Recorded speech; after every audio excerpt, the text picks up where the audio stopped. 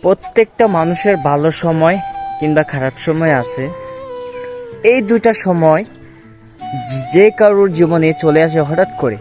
দেখেন, খারাপ সময় আসলে মানুষ কি করতে হয়? ধৈর্য ধরতে হয়। খারাপ সময় অনেক বিপদ আছে। আমি খারাপ একটা সময় পড়ে আছি, বাট তার পাশাপাশি আরো অনেকগুলো বিপদ চলে আসে কাঁধে কাঁধে ভর করে। তো দেখেন, এক খারাপ সময় যখন আসবে তখন অনেক ধৈর্য ধরতে হয়। তো এই পৃথিবীতে যারাই সুস্থ আছে তারাই একমাত্র সুখে আছে আমি মনে করি। তো যাই হোক, সবাই আমার জন্য দোয়া করবেন।